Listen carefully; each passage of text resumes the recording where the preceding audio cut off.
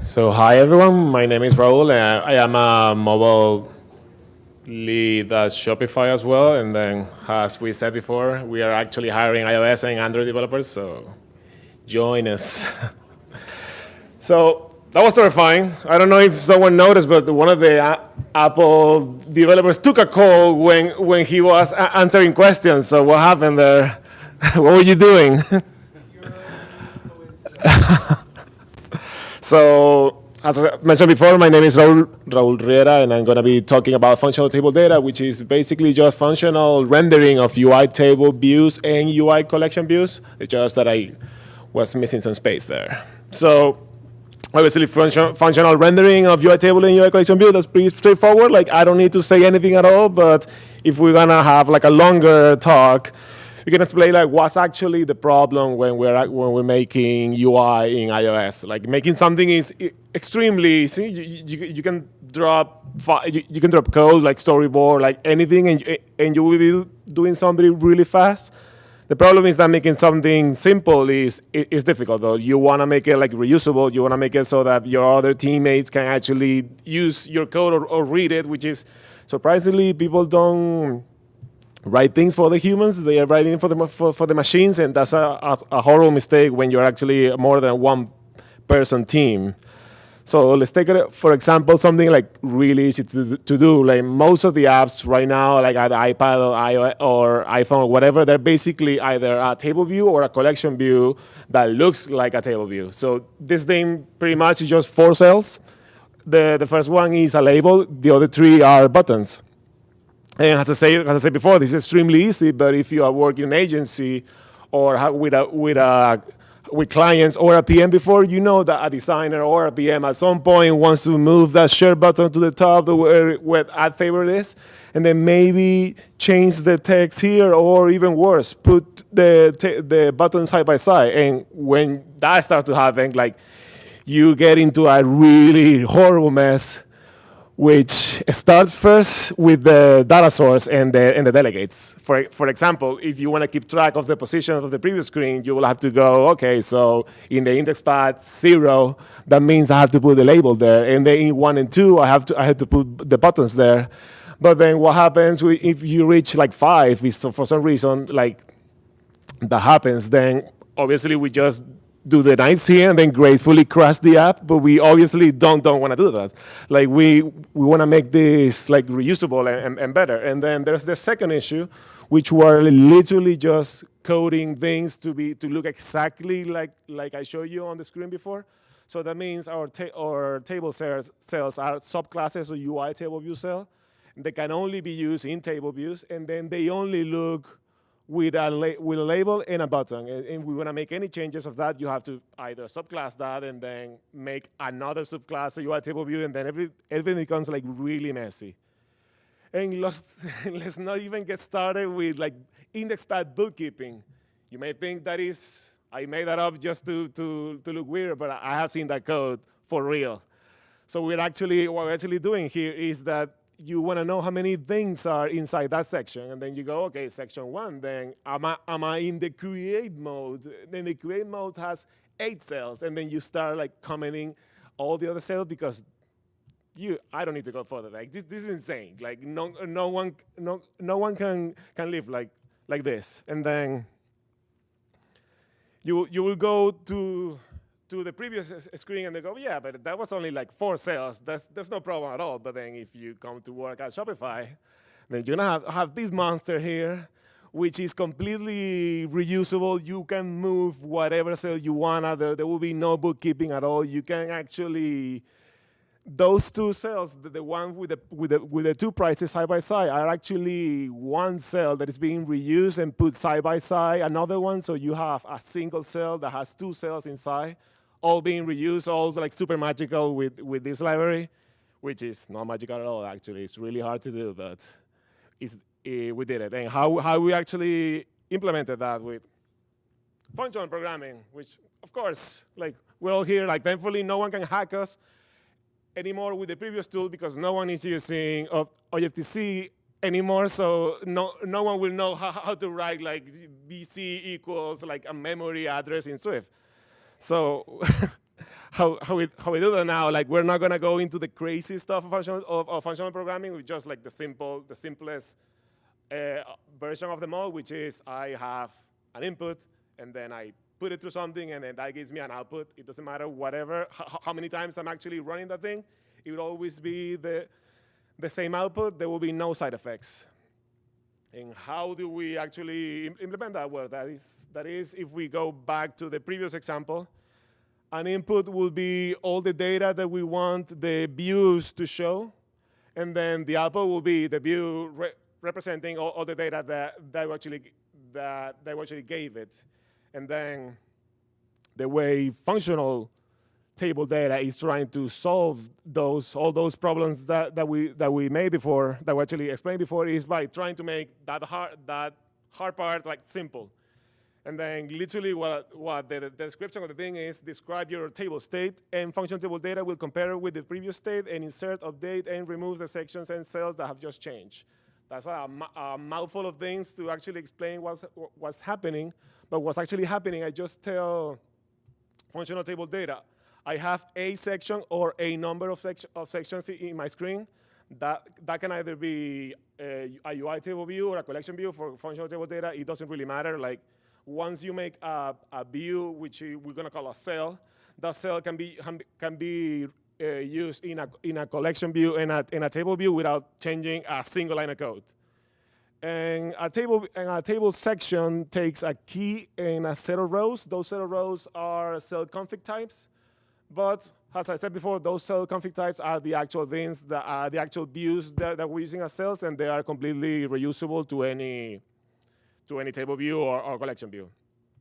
Those cell config types also have a key, and then we're going to go into the Y keys in a second. They have a style, which means how are they going to look if they have something special. For example, if they're being selected, what colors should they be the background when they're selected? And pretty much anything that a UI table view or a UI collection view cell can do. And then you have the actions, which is this is where the clarity part start getting better, because right now you can literally put closures into these things, and then they say when I 3D touch on it, you should do this. You should run this code. When I click on it, you should run this code. When I move this around to another place, you should run this code.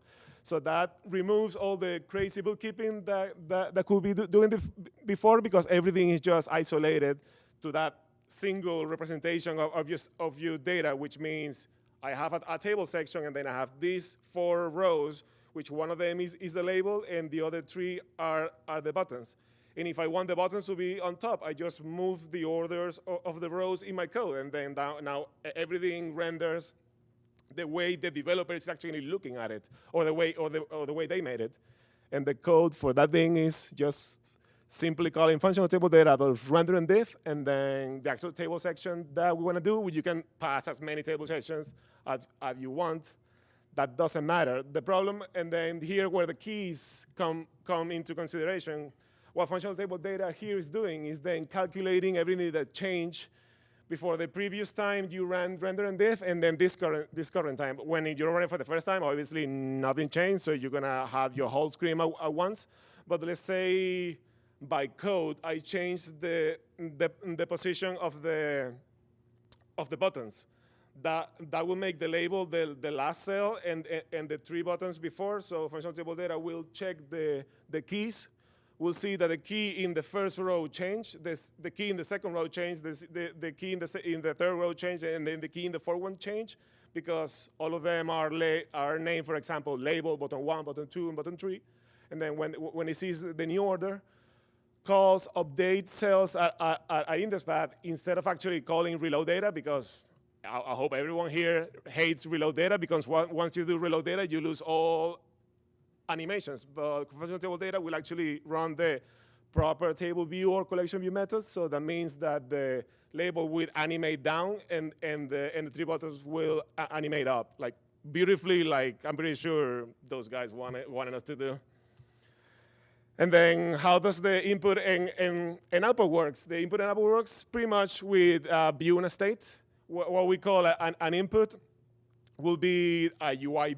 If we go into the previous example, sorry, Like the view of the first cell will be literally just a UI label, and the view of the buttons will be literally a UI button. But obviously, because these are like super simple views, they can be as complex as we want. We can have several views in there. We can literally do whatever we want. And then the state, the thing that actually says, okay, like a label has this data, and then a button has this label, and then this click handler are just structs. So that struct, that means that we only have UI views, and then we only have structs, which we can make our code extremely testable now, because the struct you can literally put a unit test on it, and then the UI views you can either snapshot them or you can run unit tests if you want to, but I don't see why you would do that. And then all of this magic happens with a class that we actually provide for you, which is wholesale. The wholesale is when we were talking about table sections before and cell config types, they were only like generics. A wholesale will be an actual thing implemented with cell config types, so you don't have to do anything yourself. And then a wholesale is just another generic that accepts a view, a state, and a layout. And how we saw before, the view is any UI view, the state is any equatable, so it could literally be a class if you want to, but a struct will be better in my opinion. And then the layout is something specific to us, which at the moment we only have two, but we can have as many as we want, obviously. Which the first one is UI table, a table view layout, which just means respect the margins of the screen. And then the other one is just an edge layout, which means just go full bleed. Like it doesn't matter, go edge to edge. And then that looks pretty much like this. We have, this screen is being built with one section and two cells of labels, where the state of them, the first one is Shopify, and the second one is just the Canadian flag. And the actual code for that thing is, the first line of that crazy generic line is the actual implementation of the wholesale that we talked before. So simple label cell will be the thing that you are using in your code to every time you want to show a row that is just a label. It doesn't matter if that thing is a collection view or a table view. You will just say that your cells array has two labels on it, and then we call it simple label cell because reasons. And then obviously the key is the important part is the key has to be unique, because that's how functional table data knows that the first thing that goes here is the label company, and the second here, the second thing that goes here is the label location, and then the state. Because we told in wholesale implementation where it says, where it's actually constraining those generics, that you're saying UI label is the view. On the second one, which is the state, you're saying that your state is a simple string, which is the power of that thing being any hashable.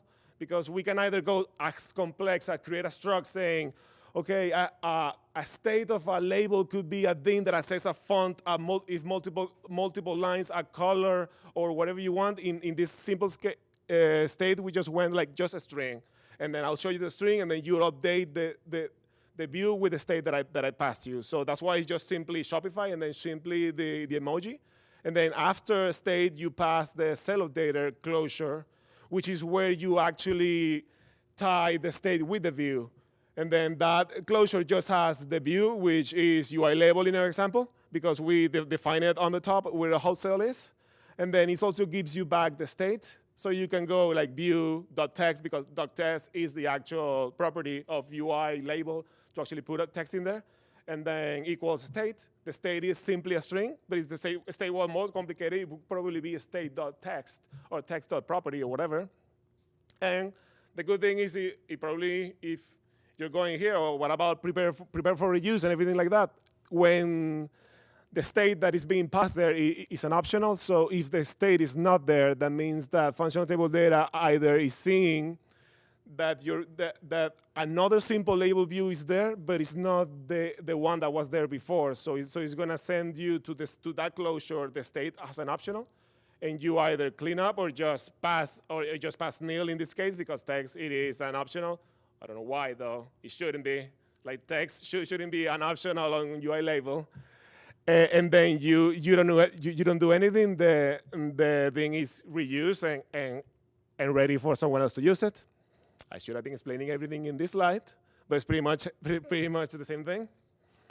But we go into the same situation before, like this fix everything about index path bookkeeping and about moving things like with math, because you have to remember that thing in one position is here, but we're not really solving the problem where once we create wholesales, like we are making them exactly, they have to look exactly like you want them to. Like for example, UI label, the simple label cell cannot be something else now because it's only a UI label with a string.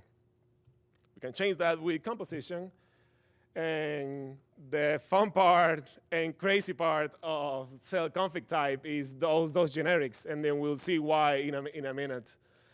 Let's say how will we create this screen in the normal iOS ways. We will definitely create a movie cell probably that has an image view, a title, and a subtitle. If you're gonna do it in Interface Builder, because why not? Like I don't hate it. You can do it like that. I maybe one of the few people that don't hate it, which you can actually use in functional table data if you want. We use code only though. And then pretty much it will look like that, but we obviously want to do better though. If we remember the wholesale where everything is a view, everything is a state, and everything is a layout, then we can go like really crazy. And then say my view is another UI view that takes two views itself, and my state is another state that takes two states itself and has a layout, which is basically means I'm putting two wholesales next to each, side by side. And that is where we can do crazy stuff like this. The left side, the image, is an image cell. The right side is a subtitle cell, which I basically just stole what iOS provides for you. When iOS in a UI table view cell, you can have an image and a title and a subtitle. What I'm having here is creating two wholesales to then put them together into one bigger wholesale, which is called image with subtitle cell. So that means I have three choices now of layout. If I want to remove the image, I either just pass to that state of the image, no image at all, and then it will go away because there's nothing there, and then we'll just use the text size, assuming we have our constraints correctly. Or I can either just literally just use the subtitle cell. I don't have to use the image with subtitle cell anymore because I have like freedom to use what I want. And then if I only want to show a gigantic like image for some reason, because movie posters are not in that size though, I can just remove the subtitle cell and then use the image cell itself has that little array of cells that we showed before. And then creating that thing pretty much looks like this. Since they are two states and two images, I create the state of the image, which is, in this example, I created a struct, and then its image says, ask you for the URL of the image that you want to display and the size. And the text state, which is pretty much literally how that version of the simple label cells that we asked before, but it's a little more complicated because it has two strings now. So, wow, it's crazy hard to do it. But then it's just title and subtitle.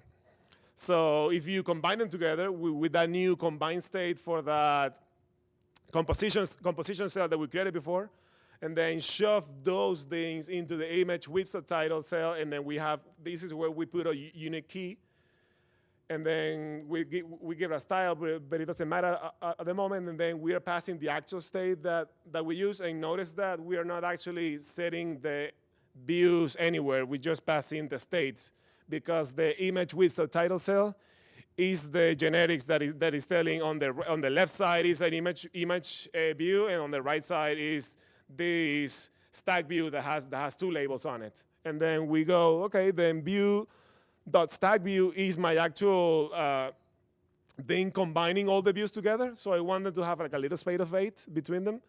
And then image state.update view is just calling that closure that's updating all all the views with the state for the image, and then you do that as well for the other for the other view, which is the one with subtitle state is conforming to, and then that way you have your array of movies, and then you just pass that to your functional table data render and diff call, and then you'll have all your movies there. If I want to change the order of that thing, I will obviously not use a for each, and then I would just manually create them as I want, and there will be no problem at all. And then the image with the title cell looks like that, which as you grow into more complicated cells, obviously everything becomes like really great, really long. So that's why we use type alias. So you will type alias image view with image with a title cell, and that's pretty much what it is, a combined cell that has a left view of an image, UI image view. That image view is controlled by the image state, and then it has a right view with the subtitle view that is controlled by the subtitle state, and then the layout is the same layout as before, either respecting margins or just going all the way to the edge. And that's pretty much what I had, so that means that everyone is like this, because I had no idea what I was doing either when I did it for the first time. So the best way to actually do this, if we go into the GitHub project, there is a playground there where you can actually touch things around in a UI table view or a collection view, and until you actually use this for yourself and you see the code, you won't actually get like most of the benefit, because before this is just me rambling about how cool this code is, but you have to see it for yourself and see how much it's actually helping you. Because if we show, for example, the actual playground, I shouldn't show the Shopify code here. If we actually see, not there, so I didn't show anything. That's great. Oh no, what a mirror.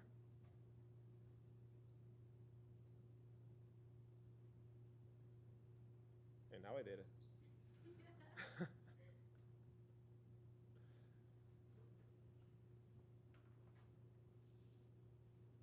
So this will be pretty much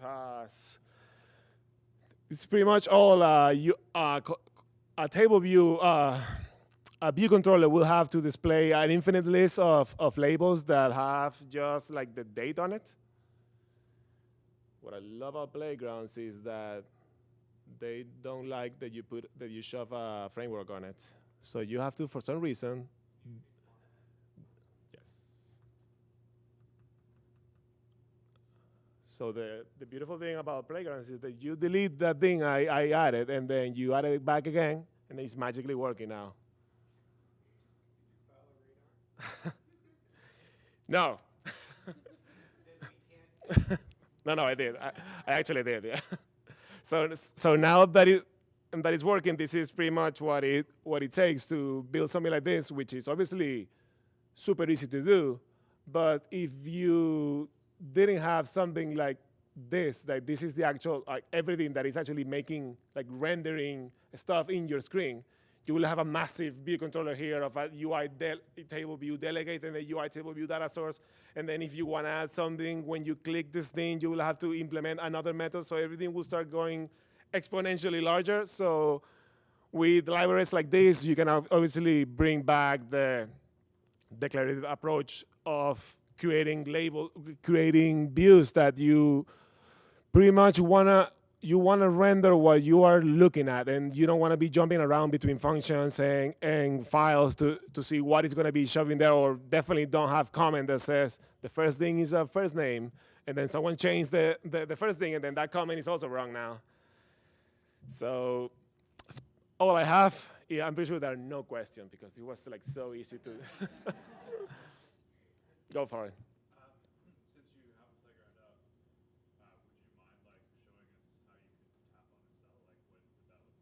Sure.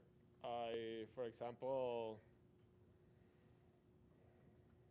a cell would take actions. Shouldn't be live coding though, but no, the last guy did something amazing. I'm not gonna try to follow the last guy. So selection handler, and then we're gonna remove all the junk because I don't want any of that. So obviously I. So cell actions is a thing that you have defined, and then it has all of these handlers associated with it. Yeah, exactly. And then those handlers will be something like very specific, like what happens when you touch it, and then what happens when the view comes into the viewport of the user, which is sometimes useful for us, and then you pass it to the actual label that you are creating. If I remember, this will be the position to do it. Otherwise, it's after state, one of the two. And then, yeah, something like that. And then when I touch it, is putting that comment there. No problem. I'm actually glad that that worked.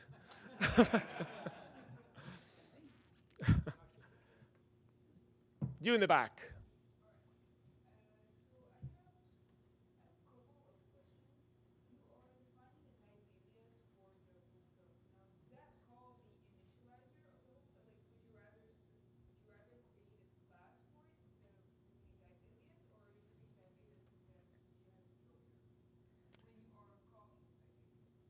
Yeah, the type alias will actually.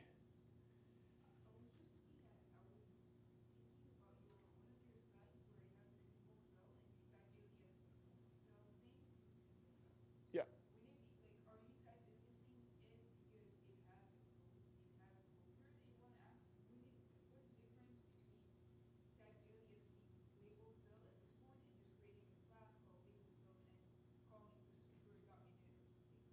Well, I literally only type aliasing because I don't want to do this. And then this will be the same thing that I would do key here and then the other thing, blah, blah. So I just want to type less. But the actual implementation of the cell config type is the host cell, and the host cell is the class itself.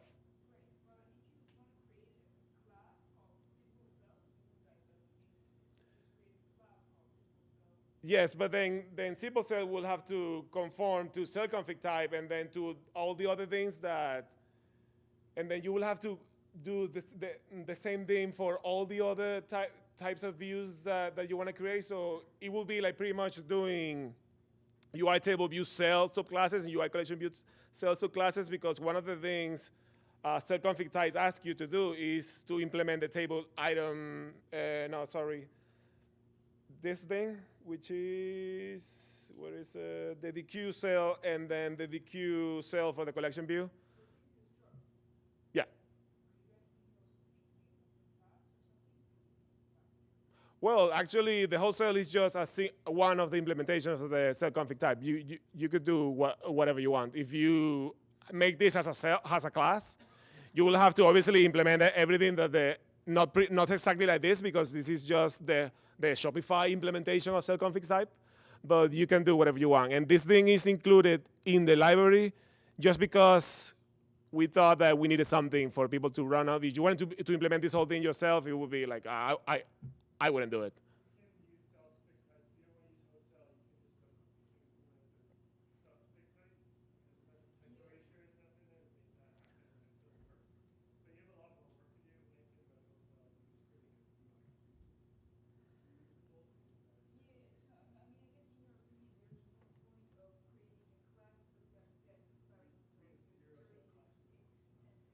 Yeah.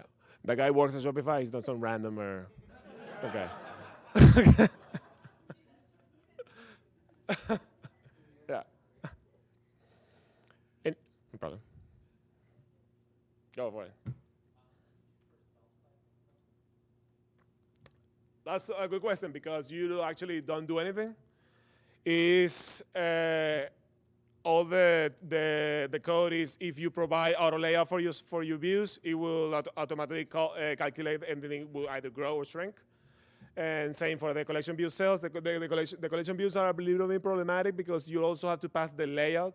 So the layout and your cells have to like really know what they're doing. Otherwise, if your cell grows too big or the layout is too small, it will crash because I can't remember the name of that gigantic UI collection view crash because your cell's size is not the same size as the context size and blah, blah, blah. So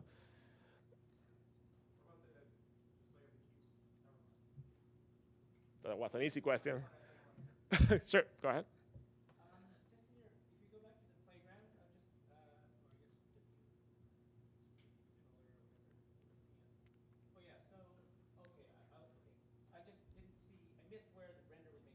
Okay. Yeah. Every time I add an item, yeah. Exactly. Which is one of the things I also want to show about functional table data. I can call this as many times as I want. It doesn't matter. Yeah.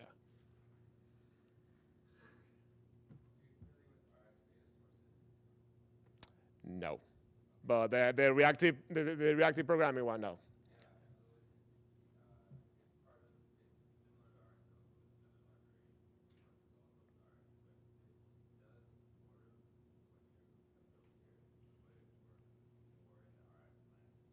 Okay. So yeah, though definitely we don't have anything reactive programming in Shopify like this. And that's why I mentioned that the only functional programming part of it was the declarative. Like you actually see what you get, and then you get the pure functions of the something like render and diff, where you can just shove it with section tables as many times as you want, and you always render the same thing. But there are like someone was telling me that it was like like 20 libraries like this. What I didn't find out there is someone is a library that was doing the layout for you. For example, IG ListKit, which is super famous.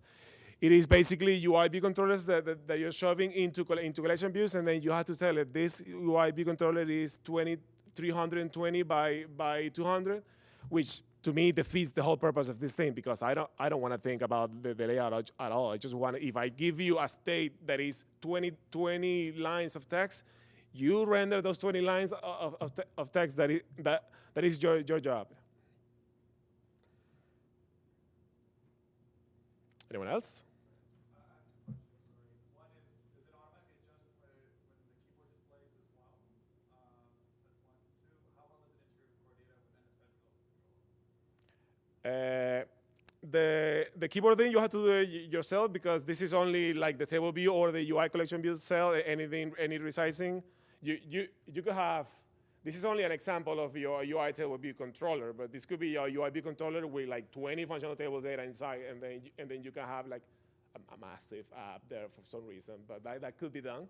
And about the core data, it could be literally anything you want. You just need to provide functional table data with the table sections and the rows, and then you can create those as you want. I'm creating here with strings, but those strings could come from the web, could come from core data, from a realm database. It doesn't really matter. Anyone else? I'm looking if you had your functional table data, you assigned a table to it, right? So I'm guessing in the Yes. assignment you set the table's data source and delegate, Yes. right? How would you get other methods that you're interested in, like UI scroll view did scroll, because Apple has conflated the concerns of table view delegation and Yeah. UI cell delegation. We don't have like most of them. Like something, for example, if you want to know when something comes into view, you will use the cell actions of the cell, and then that way you say, okay, when the label. But sorry, specifically where the concerns of UI table view delegate inherits from UI scroll view delegate, but these are inherently separate concerns. Like scroll view delegation has nothing to do with cells, Yeah. right? So it won't have an action, right? How would I get scroll view did scroll out of this? We expose back a lot of the scroll view properties from it because obviously, as before, we don't want you to be thinking about if this is a table view or a collection view or anything. Just we're gonna if you're using the collection view cell, we're gonna expose most of the thing that we need at that moment for the delegate, and if we use something else, we just keep exposing them back, which is pretty much this. We go to the end, then what we're doing is just like giving functional table data methods of the delegates themselves. No problem? Apple developers don't look at this.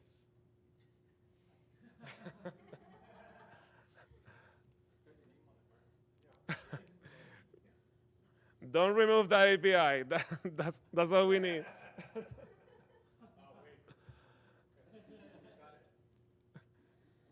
Any other question? I don't know if someone raised a hand or we're just putting away a phone. Okay, no, never mind. So,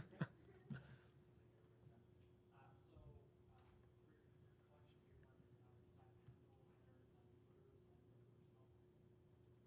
No. That will be up to the layout to do it, though. Because the collection view will display all the, for example, will display all the cells.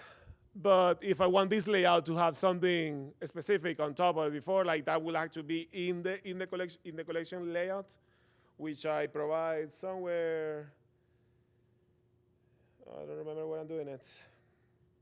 Oh yeah, it's just using the default flow one, but you will have to implement separately in the layout itself the headers. We do have that support for UI table view though. For the UI table view version, when you provide the section, when you provide the table section, you can also give it a header and a footer, which are also another config type. And then depending if it's a plain type or a group type, it will stick around in your view or not. Does that answer your question? Basically, no for collections, yes for tables. This is open source. Obviously, I didn't say that, but the link was there, like that link. And obviously, if we're missing anything, or you can want to add something, like we'll love your help. Actually, this is only like the Shopify vision on it, but we'll love everyone input on this thing. Especially since I'm using it for personal projects. I'm never doing anything else now. Like this is my thing. Anyone else? Cool. Then I am done. Hey guys.